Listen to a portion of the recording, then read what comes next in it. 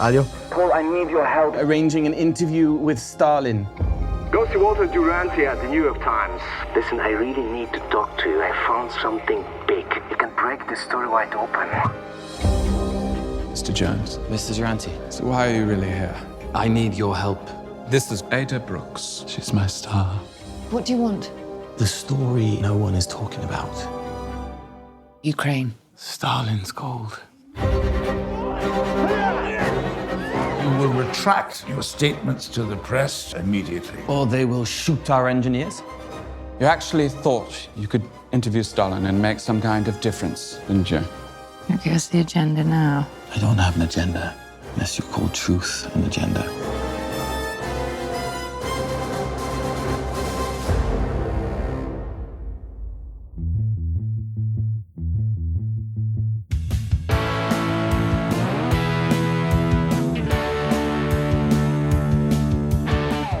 I'm Sarah Kendzior, the author of the best-selling books The View from Flyover Country and Hiding in Plain Sight.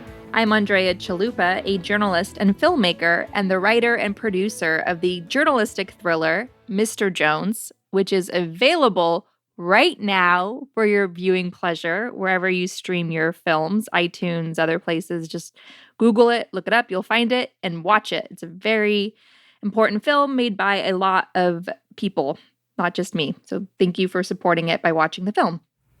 And this is Gaslit Nation, a podcast covering corruption in the Trump administration and rising autocracy around the world. And today we are doing a special episode where I am going to interview our special guest, Andrea Chalupa, my co-host here. And we are going to talk about her movie, Mr. Jones, which is not only an excellent film in its own right, but incredibly relevant to things happening today, to the issues that we cover on our show about authoritarianism, media control, the search for the truth, so on and so forth.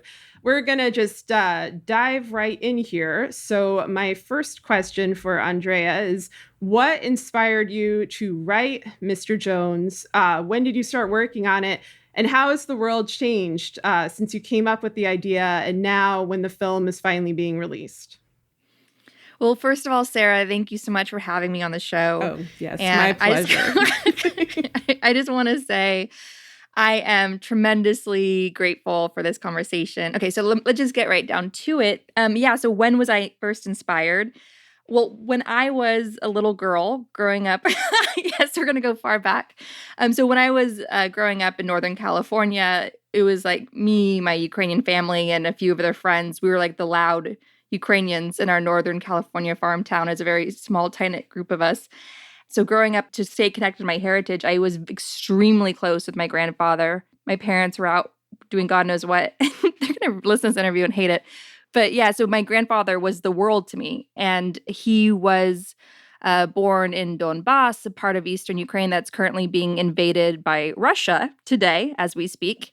And Western press today, as we speak, including most recently the Washington Post, a reporter at the Washington Post, are calling it a civil war in Ukraine today. It's not. It's Russia invading Ukraine.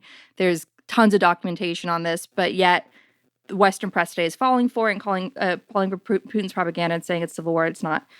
So my grandfather was born in that part of eastern Ukraine, and I grew up with his stories, including how he suffered under Stalin. First with Stalin's famine, which is the Holodomor, death by hunger. And then later as a young father arrested and tortured during Stalin's purges.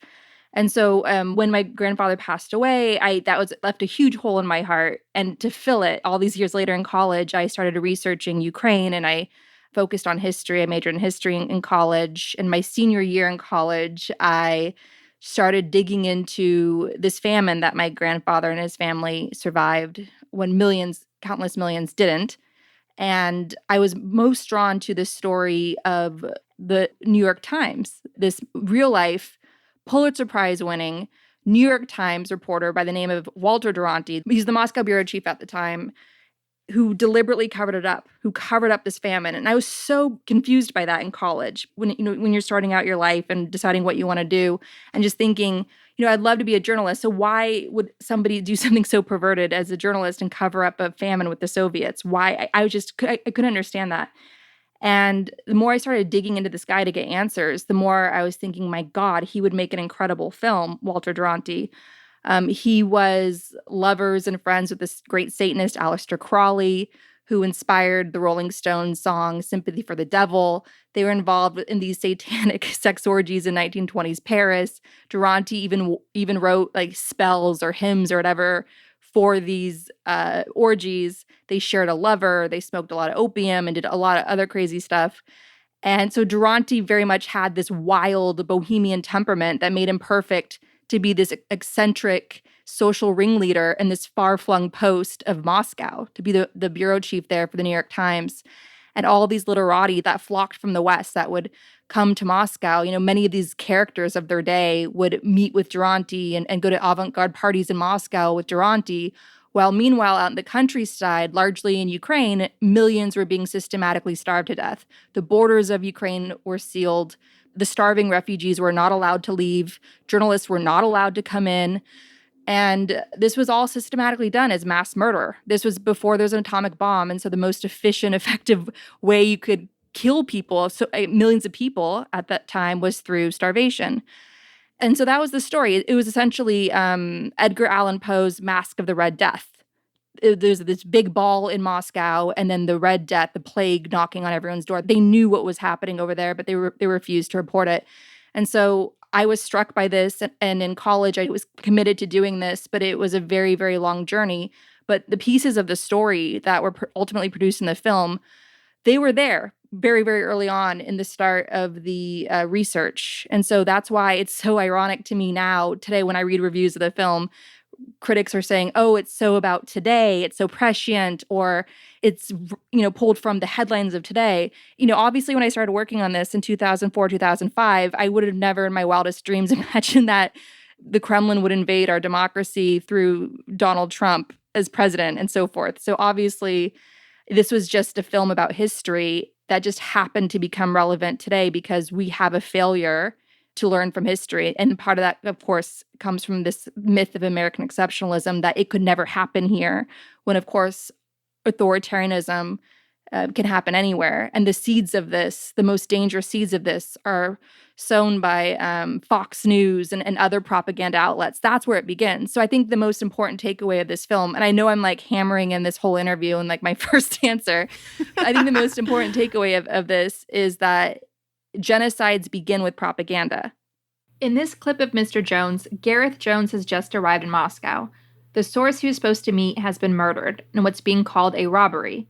Gareth is trying to figure out what happened, and in putting the pieces together, he's interviewing other journalists who carefully tip him off to the truth, like real-life reporter Eugene Lyons of United Press International, who we hear in this scene. Lyons initially helped Jones, but goes on to join Walter Duranty and others in the media in writing hit pieces, discrediting him just to protect his access to the Kremlin. He told me that he was persona non grata with the regime. Do you know why? Do you know what he was working on? There's not much else to do here, is there? When you're not allowed to leave Moscow. And what kind of reporting can you do confined here? Wait, journalists are confined to Moscow? For protection? Yeah, that's right. What, are they paranoid about spies? Have you ever read Edgar Allan Poe's The Mask of the Red Death? The Mask of the Red Death, you read it? No. Get a copy before they ban it.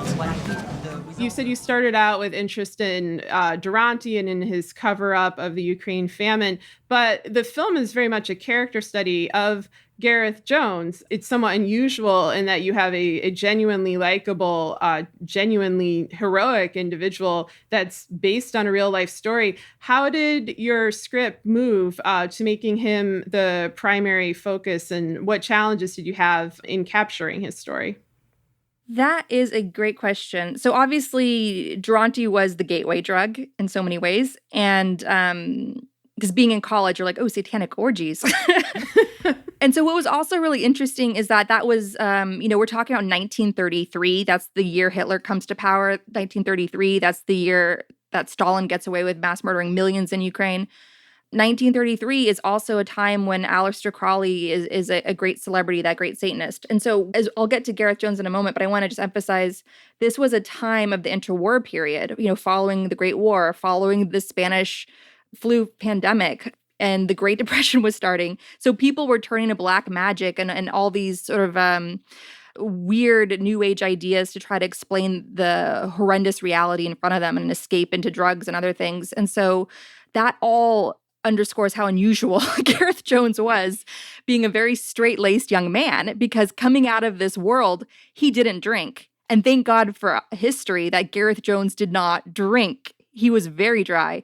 And he was a young man that came from essentially nowhere, Wales. Barry at the time was an industrial port city, but to go from Barry, Wales to Cambridge University to the halls of Parliament, where he was a foreign advisor, a secretary to David Lloyd George, the former World War I prime minister, and all the events that he would sit in on and the meetings and all the incredible people that he wrote about being around and all the gossip of global affairs that he was hearing firsthand from notable people and so forth. I mean, he led an incredible life. So I guess Gareth's drug was really being on the front seat of history. And he really came alive for me when his wonderful nephew, Nigel Coley, took me to Wales to visit his archives and read the letters and diary entries and the letters that he was writing home to his parents. And there was some language that he was using, essentially telling his mom and dad, get off my back, stop telling me to settle down and get a stable job, a teaching job, or, and marry Jane Evans. And his parents, you can tell, were quite nervous about how he was kind of globetrotting and going on adventures and reporting trips and so forth. And they wanted him to settle down. And that reminded me so much of telling my own parents, leave me alone. I'm going to produce this film. I know you think it's crazy, but I'm going to do it. And so Gareth was really an independent spirit, a nonconformist. He just has such a passion for life. And I think, obviously he was straight-laced. He was a good soul. He was somebody that you'd want your child to marry, But I think, that can be very boring. That could be very boring for the audience, especially as Agnieszka Holland, the director, the great Agnieszka Holland, who directed Europa, The Secret Garden, In Darkness, House of Cards, The Wire, tons of amazing television. One thing that Agnieszka pointed out to me when she said yes to the script was there's so many anti-heroes. We have Walter White on Breaking Bad. We have Frank Underwood on House of Cards. So America has been fed all these, The Sopranos and all these gangster-type personalities for so long. So she was really drawn to a refreshing classical hero because she felt like the world was falling apart again and that we desperately needed to hold up good moral heroes for us to look up to again.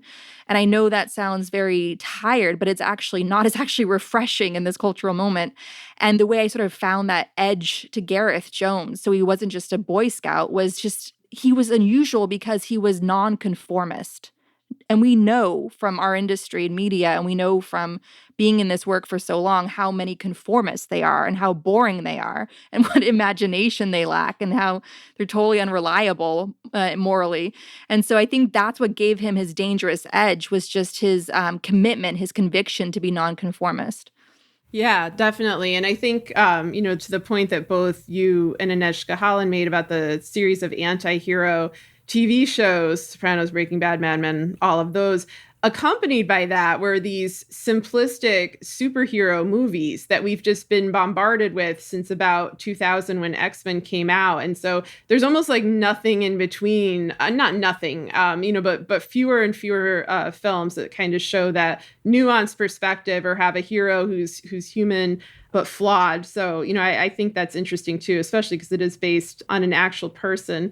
And so the other kind of main character who people will have heard of with this movie is George Orwell, who serves as sort of a narrative device, and a kind of recorder of history in the movie.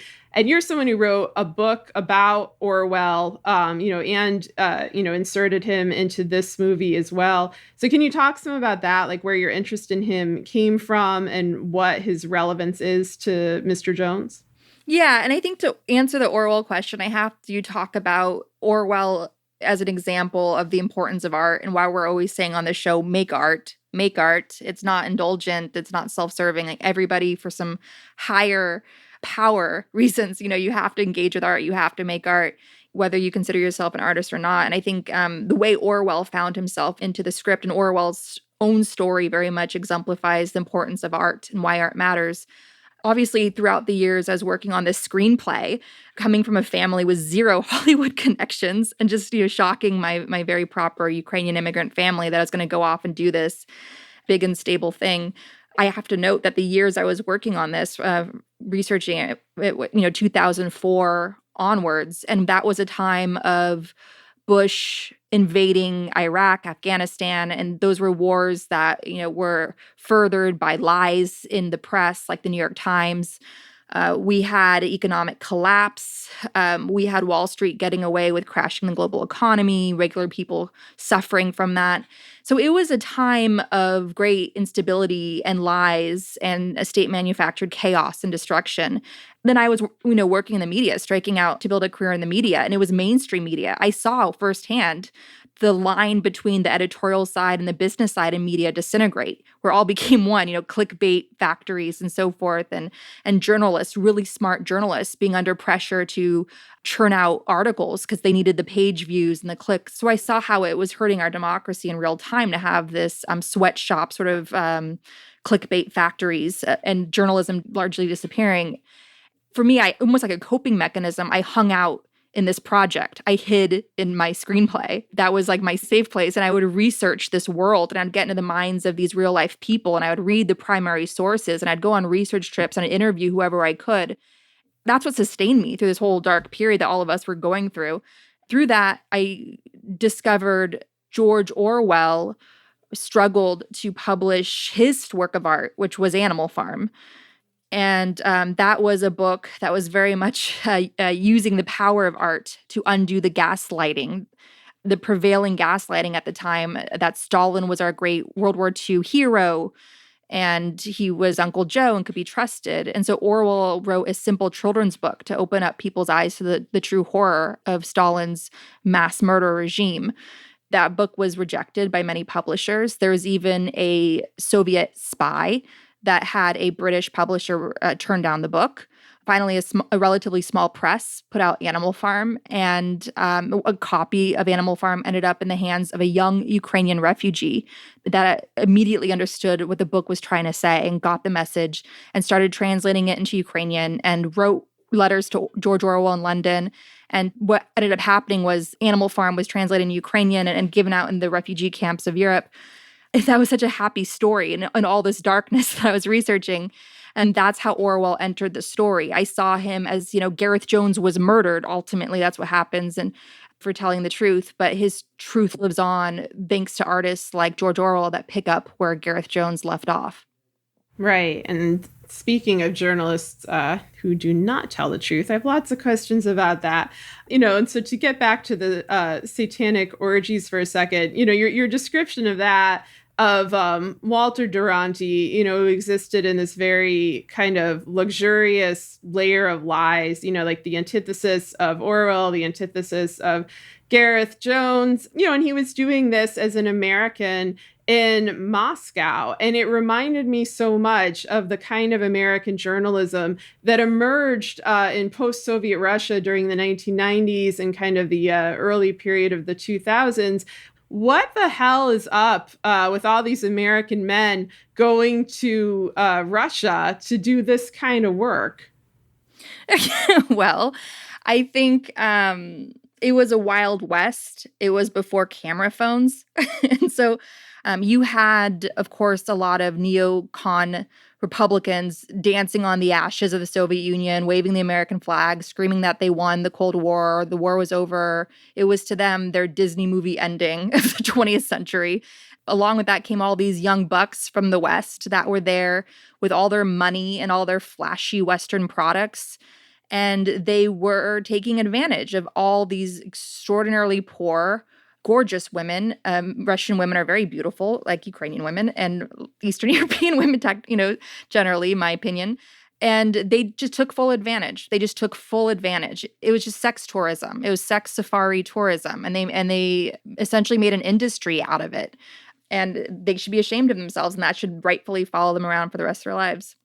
Yeah, no, it's gross. And it's gross to see this kind of continuum, like a continuum with them, a continuum, of course, with the New York Times, which, did the kind of cover-ups nowadays in terms of Trump and his relationship to the Kremlin and to various oligarchs in the Russian mafia, the cover-ups by the FBI. They've enabled that. And they've enabled fascism, much as they covered up, Stalin's genocide, and they wrote puff pieces about Hitler's Bavarian home, up into the 1940s. There's such continuity in these approaches. And, at the same time, though, we are today, as people did during the fascist era of the 30s and 40s, journalists today are not just complicit, but are under real attack by the government. They're under attack by the Trump administration and its allies. They're under attack by the corporations that support them. And as of today, recently, they are under attack by state entities like Voice of America, which has now been taken over by one of Bannon's acolytes, resulting in a few reporters quitting. So there's all sorts of different issues associated with attacks on freedom of the press that people are experiencing now. What lessons does Gareth Jones, or for that matter, Walter Duranty, provide for journalists working on, authoritarianism or Russia or the United States today? The lesson is that media is power. Media is power, and because media is power, media is a weapon. In January, I believe, of 2017, the head of Russia's military gave a speech saying that they're going to make their propaganda even more effective. That was the head of Russia's military talking about propaganda because, propaganda is a weapon, propaganda kills, propaganda has real-world effects. And you see so many examples of this with Ukraine, with how Putin's propaganda machine, with which Russian friends have described to me, Russian state TV being like Fox News on acid, and how it's turned Russians against Ukrainians and justified Putin's annexation of Crimea, which has created a human rights crisis there, especially for indigenous Tatars, and also Putin's ongoing invasion of East Ukraine. And we see it here in the U.S. There's a reason why white supremacist Steve Bannon is so drawn to this Kremlin-driven far-right movement, this sort of global white supremacist brotherhood. There's just reporting that Dugin, who's like a Steve Bannon of Russia, a white supremacist, Dugin and Steve Bannon hung out for several hours and connected. And of course they would. They're all part of this larger global movement of white terror.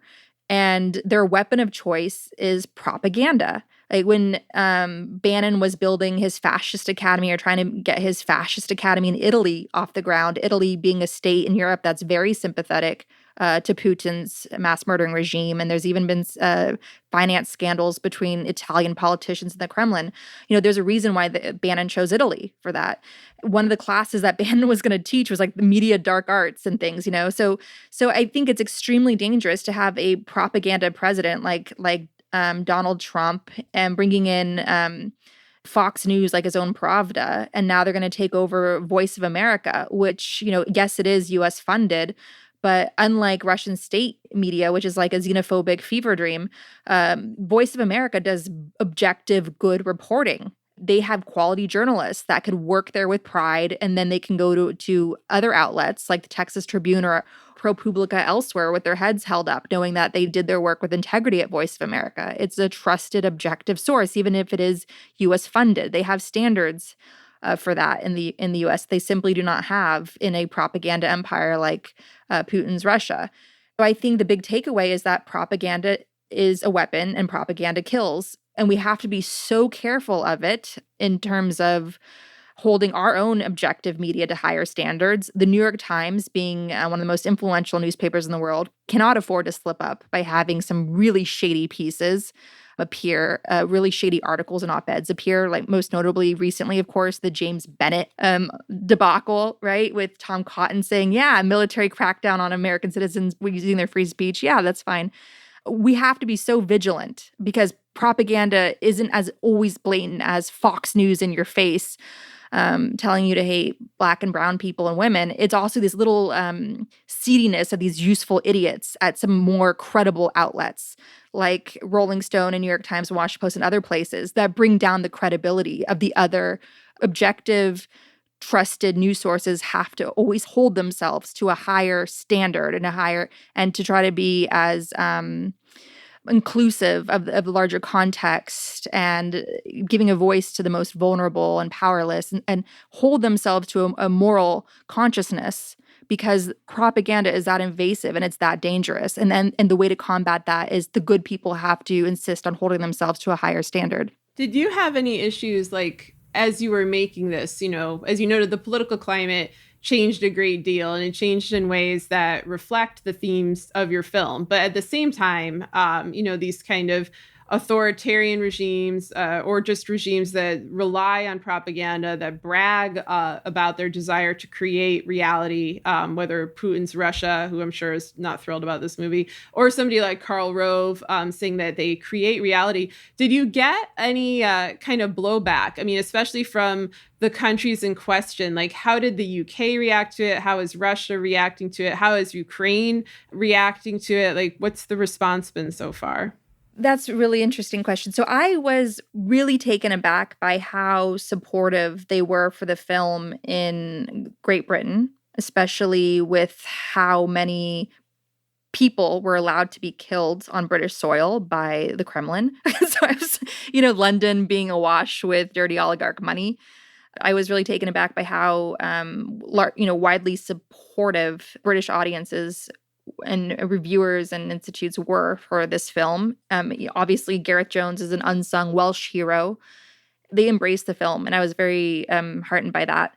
In Ukraine, I was overwhelmed by the response to the film. They had a huge premiere there. James Norton, who plays Gareth Jones perfectly, he flew out to Kiev for the premiere. Agnieszka Holland, the director, of course, was there. I was not there because Devin Nunes was attacking my sister openly at the time. I think this is during the impeachment hearings around that time. And so I didn't feel safe going to Ukraine at that time, because it is obviously a dangerous place to be, as we saw with Marie Yovanovitch's testimony, like how they can get to you if they want to get to you there. And so I did not get to go to the premiere of my own film in Ukraine after having worked on this for 14 years because of the unsafe political situation in Ukraine and how and I'm sorry, in the U.S. Sorry, Freudian slip, I guess. But and I was just worried about Trump's thugs and network sort of being, a Chalupa sister's in Ukraine, let's get her, So I didn't end up going, but I was watching all the social media posts come in out of Ukraine and seeing mothers with their daughters taking photos of the movie poster and going out to eat afterwards, and all the hashtags of the film, and just seeing all these people across Ukraine making a huge event out of seeing this film, because it was their history. It was their Schindler's List. It was like finally they were getting their story told, not through Ukrainians, but through these amazing internationally known actors, like Vanessa Kirby, who is in Fast and Furious, is starring in a movie about their little known genocide that most of the world has no idea of. So it was deeply gratifying to see what a huge family event it was for Ukrainians across Ukraine. Yeah, no, that must have been a great feeling, I think, especially knowing how much emotion goes into this movie, because it's your grandfather's heritage and story too. So that's, that's a wonderful thing. It's a shame that it had to come out during coronavirus, but at least Ukraine got to see it before we did.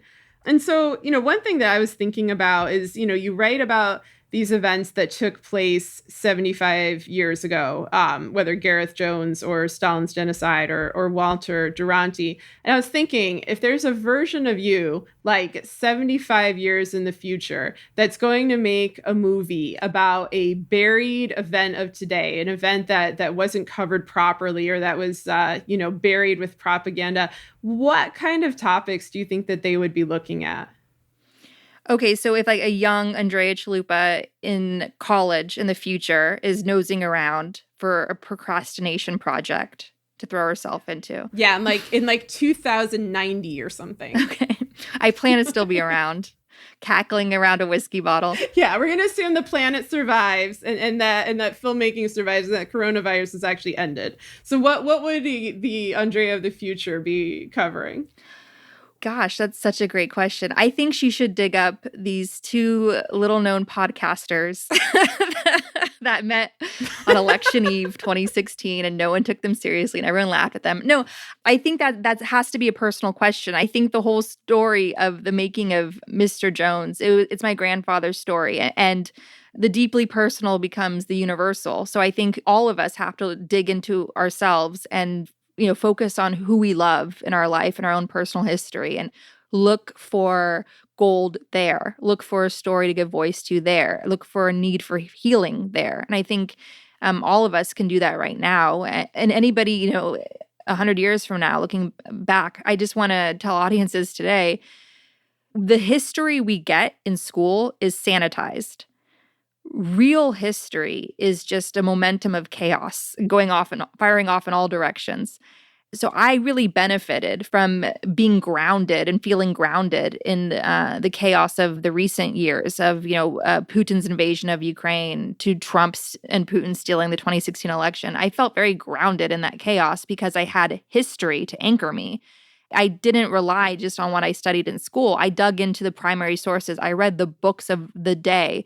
I read the journalists, the nonsense, the filth that they published, thinking that they could get away with it. I read all those primary sources, and it slowed down history for me. And that deep dive allowed me to look around in the modern age and see the resurrected characters of my film all around me. And that's where a lot of the knowledge that drives what I say in the show and all the work I've done since, it comes from that very strong, deep appreciation and time I spent with this history. Because human nature is human nature. It's very difficult to change. People are either cowards or they're not, or they get past being cowards and they push through and they force themselves to find a deeper meaning in a tough situation, or they don't.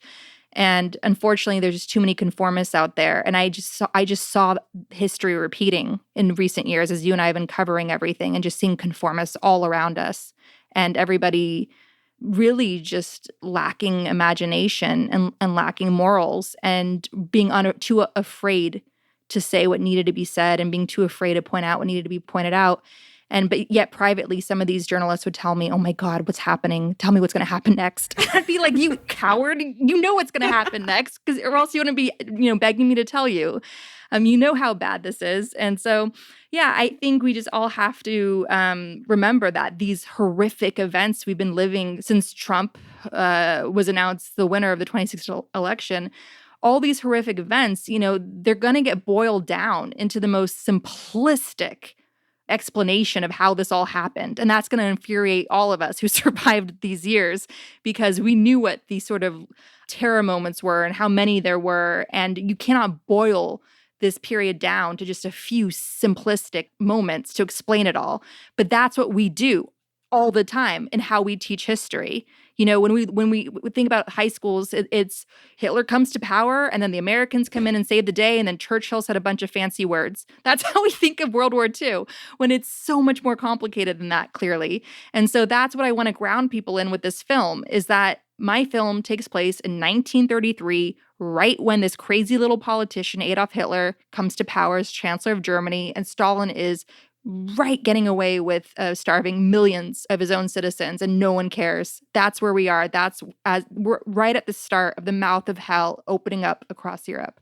Yeah, absolutely. And, I was thinking about what you just said about that complexity of history not being taught to us in school and not delivered to us through the media. And there have been a number of films in recent years that really captured that. The Chernobyl series that ran last summer. I think Ava DuVernay's work, especially When They See Us, about the Central Park Five, which really changed, I think, how people remember that story, how they see that story. And all of those projects were hard-fought projects, especially Ava DuVernay's work, as a female filmmaker. I was just curious if you have advice for young screenwriters, young writers in general, particularly women in a male-dominated industry. Do you have advice on how to get projects made and how to kind of handle it emotionally over the long run? Because this is like a 14-year project for you, and it's finally made it to fruition now, but I know that that's not easy.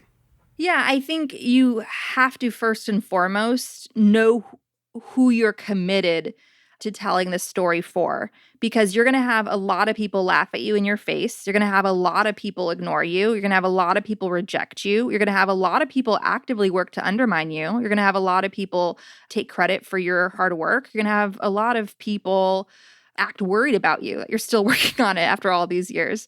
And what is going to ground you throughout that entire time and help you peel yourself off the floor again and again and again, even when the last thing you want to do is get out of bed, is you have to be so sure of who you're telling the story for. So for me, it was, I refused to let them get away with what they did to Gareth Jones. I refused that. There was a time when I wanted to give up, and I was staring at his photo after Walter Duranty and all the fancy journalists in the Western press turned against him and published articles in their big newspapers essentially calling him a liar and discrediting him. And he had to move back home to a small town in Wales. And there was a photo I was looking at of him where he just looked so beaten up by life. And he was staring at me from the photograph and I was staring at him. And I just thought to myself, I'm like, I'm not going to let them get away with what they thought they could do to you. I'm not going to let them do that. And so I continued fighting for him. And also, of course, my grandfather, because that was gaslighting growing up in America. And most people around me, you know, when I said I was from Ukraine, their minds immediately said, oh, you're from Russia? So Americans had a tendency to think Russia was Ukraine. And then also, of course, they had never heard of Stalin's genocide famine in Ukraine before, the Holodomor. That's considered by historians as Stalin's worst genocide. And that to me was like gaslighting, growing up with my grandfather's eyewitness account of it and all the horrific stories that carried on through my family and just people around me in my neighborhood, my school, my friends had never heard of it before. And going through life, people had no idea what I was talking about. And that just felt like just such a sense of injustice. And so for me, I was very grounded in why I was telling that story. And that's your survival. That's your longevity, is being grounded in that. Now, more specifically, more practically as a woman, I have to share this story because one of my mentors is Nelson George, who's the writer of the hip hop movement. He came up in Fort Greene, Brooklyn with so many other brilliant Black artists before they made it big. He invested in Spike Lee's first film. He was a writer with Chris Rock. He and Chris Rock are dear friends to this day, and Nelson was a producer on Chris Rock's film Top 5. So Nelson had this incredible bohemian New York City Renaissance man life as a writer, a director, a filmmaker, a producer, and he took me seriously before most anyone else did. I met him when I worked in New York for a summer. I just met him at a concert randomly, and we stayed in touch all this time and nerded out together over culture. And he saw me working on this from the beginning and tried opening up so many doors for me that I just wasn't ready to enter through because I didn't really know what I was doing. And I was such a nerd lost in the history that I couldn't take an industry meeting without being like very awkward. But having that mentor helped me establish accountability, that there was someone in the industry that was taking me seriously, and that taught me how to take myself seriously. More specifically to being a woman in this industry, or it's a white male dominated industry. I went to Nelson and I said, Nelson, I'm not getting anywhere with this. What do I do? Nelson printed out a study from a university in LA, it was like UCLA, saying how Hollywood is dominated by white men. And Nelson handed me the study and he said, get yourself a white man. and I did. I full on did. I got myself some white men. And I hacked the system by going through women and men that love strong women. That's how I pulled it together. And there were times when a Hollywood agent would not talk to me and he would talk to the white male. Even though the white male was the junior and I was the senior, this Hollywood agent would only talk to the white male. He refused to speak with me directly, even though I was the boss in this situation. And my white male colleague thought the whole thing was so silly and dumb. But I said, if that's what it takes for us to get where we need to go, then go ahead and do it. I had no choice. So that's the kind of misogyny that I was dealing with. There was even a point where I had a huge make it or break it meeting, and I full on raised some donation money in my community. And I used some of it to buy a plane ticket to fly a white male from Europe to come join me in a meeting and just sit in the room while I did all the pitching and talking, and it sealed the deal. Oh my God. Like that's a true story. So it's like I recognized the misogyny and I brought in the cavalry to basically address other people's biases. But I was the one that was delivering the pitch. I was the one making the case and pulling the team together. Obviously, Agnieszka Holland signing on to direct my screenplay, that moved mountains. Obviously, our wonderful producers in Europe, that moved mountains. But more along this larger theme of misogyny and how to hack the system, you've got to find your own kind, the people who see you as human. Even though you're outnumbered by this larger colossal misogyny and racism in the industry, if you group together with your own kind and the allies and advocates of women and people of color, if you come together, you can pull together your resources. And that's what we did. And I made that decision. I chose safety over prestige at every turn because I was a woman and I knew it was working against me.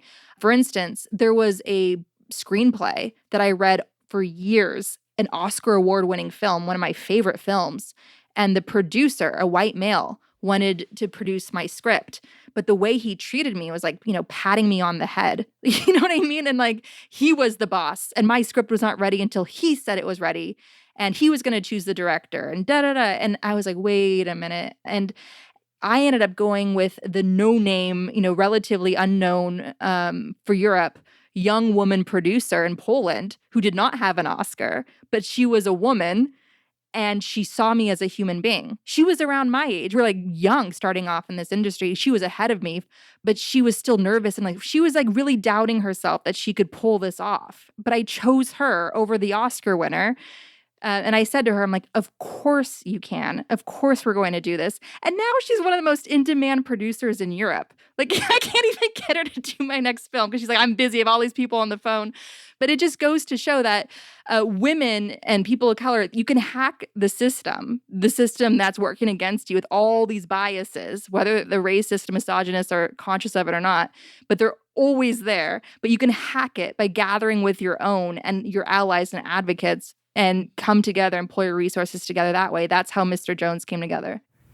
Well said. Well, that is a great story about a great film. Do you want to just remind our audience of where it's available to watch or buy or stream? Yeah, so Mr. Jones is available in the US.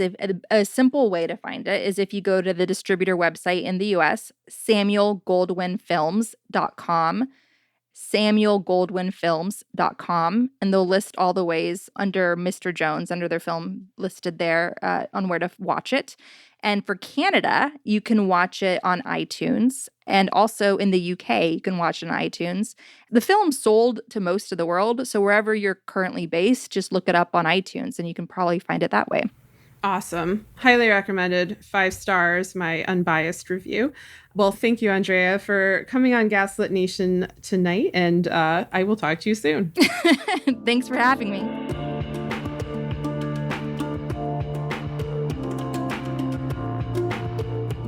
Back in February 2018, as I was leaving for Poland to begin filming Mr. Jones, I wrote a piece for Dame magazine, highlighting some of the latest horror coming out of the Trump White House.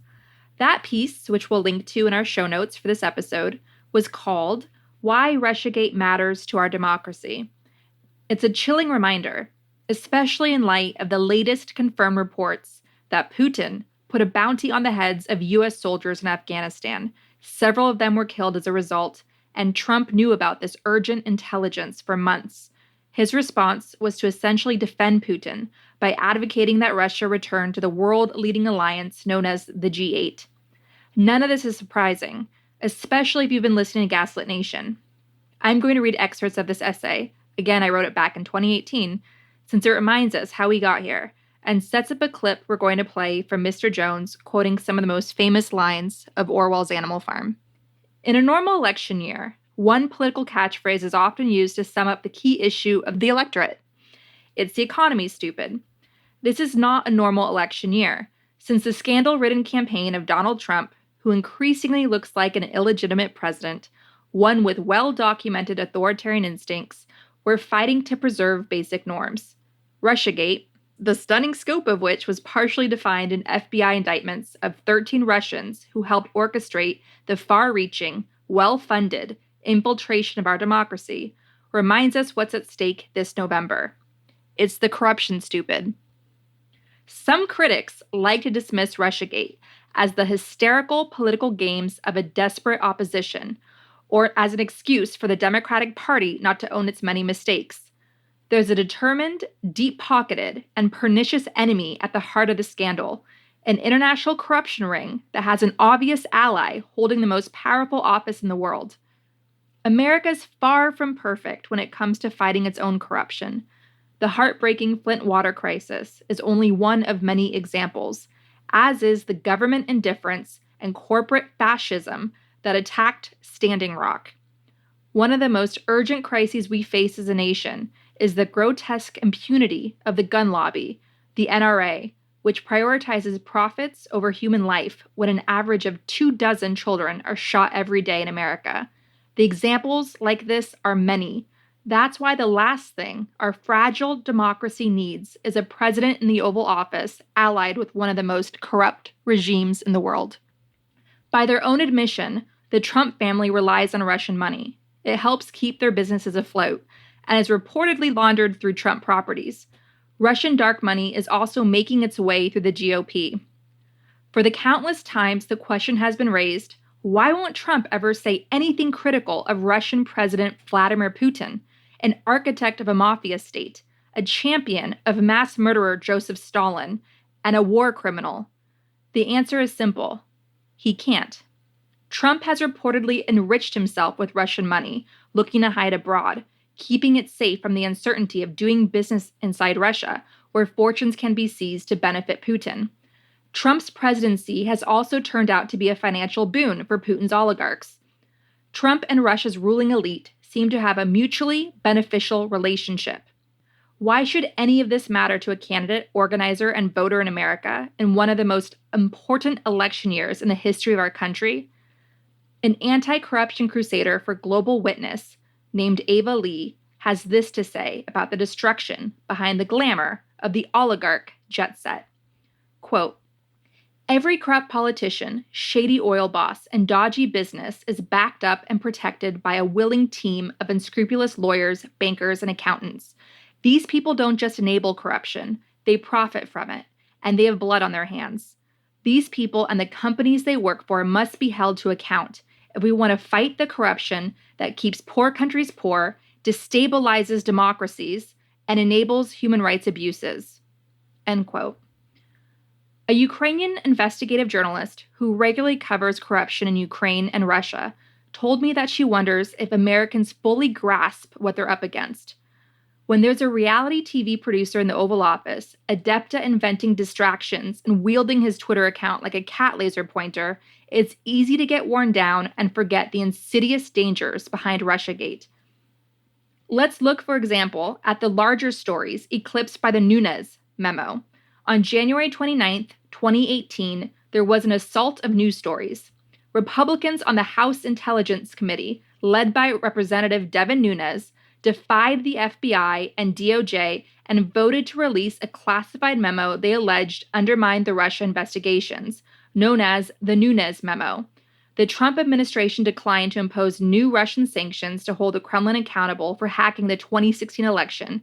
Andrew McCabe, the deputy director of the FBI, was forced out early after being attacked by Trump for months, and we're reminded that the Department of Justice and FBI are being investigated by Republicans on the House Intelligence Committee.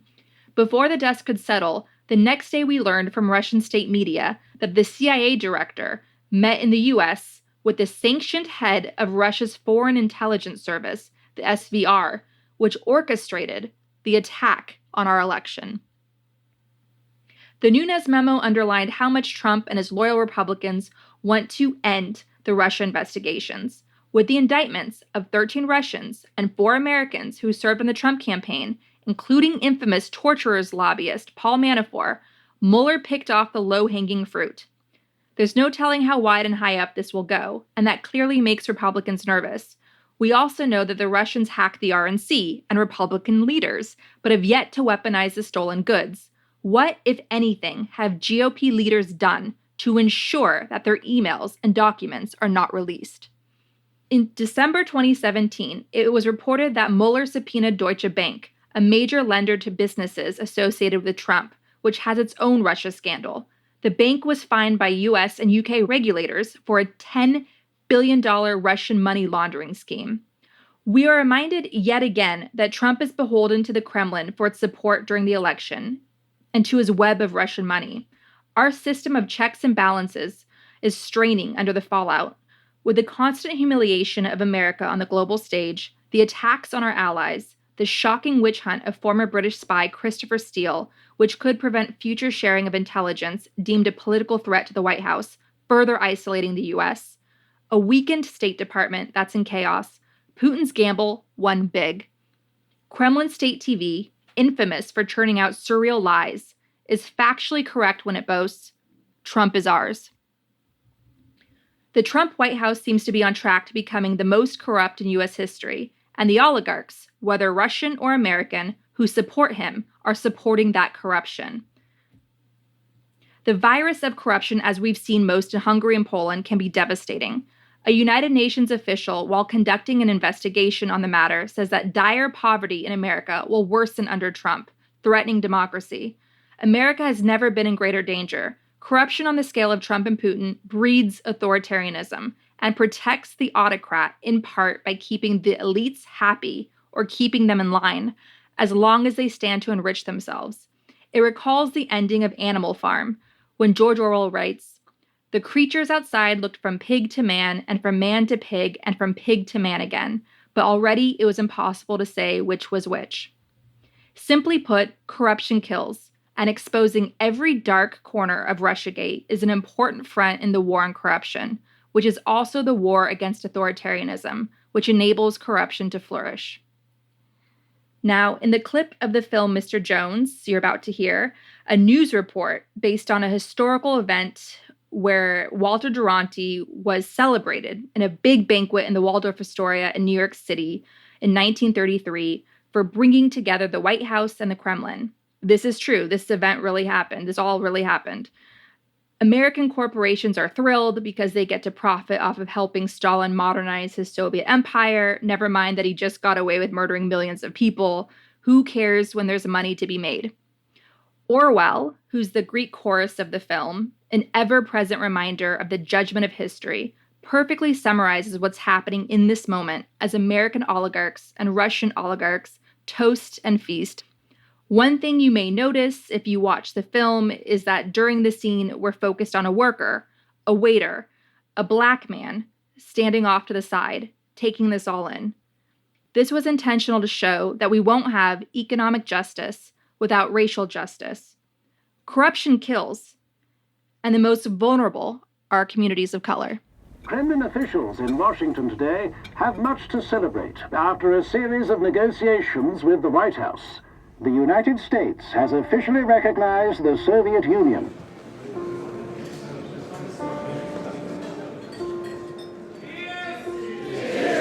American business leaders have long welcomed this move as a way to expand trade.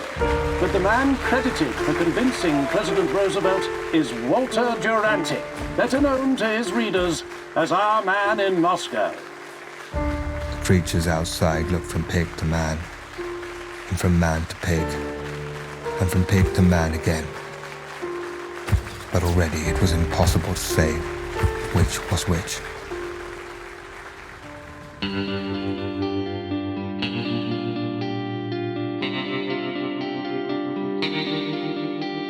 Our discussion continues, and you can get access to that by signing up on our Patreon at the Truth Teller level or higher. We want to encourage you to donate to your local food bank, which is experiencing a spike in demand.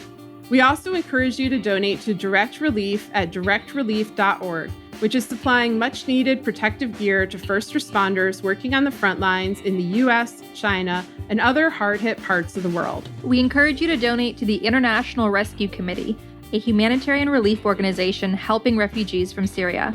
donate at rescue.org.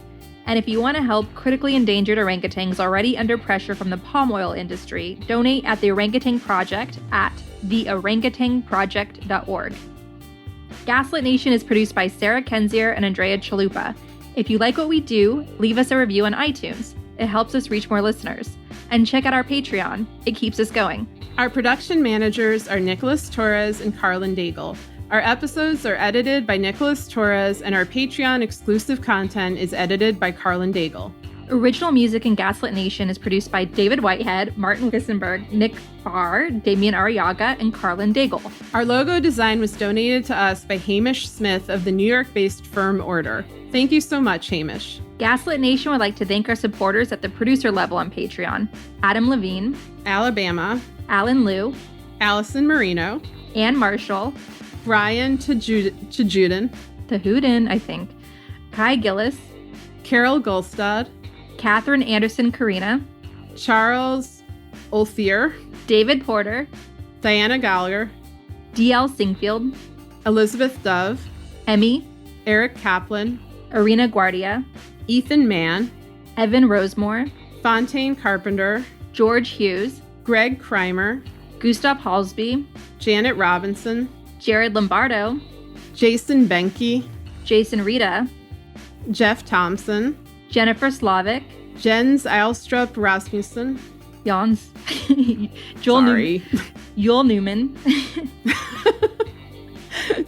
John Astrick, John Laughlin, John Ripley, Karen Humphreys, Kate Cotton, Katie McHugh, Katie Masuris, Keith Gottschalk, Kelly Ranson, Kevin Gannon, Kevin M. Garnett, Christy Vital, Lawrence Graham, Leo Chalupa, Lisa LaFlame, Lorraine W. Todd, Lynn Schneider, Mandy Farapor, Marcus J. Trent, Margaret Moe, Mary Wong, Matt Perez, Maureen Murphy, Michael Stinoff, Michael Wooldridge, Michelle Dash, Mike Tripico, Nicole Spear, Oliver Ash, Pamela Newport, Ray Alba, Rhonda White, Rich Craw, Richard Smith, Robert Wedginski, Sandra Kelnand, Sonia Bodanovich, Sharon Hattrick, Solomon Hikes, Tanya Chalupa, who's currently babysitting, Victoria Nordgren, Victoria Olson, William Barry Reeves,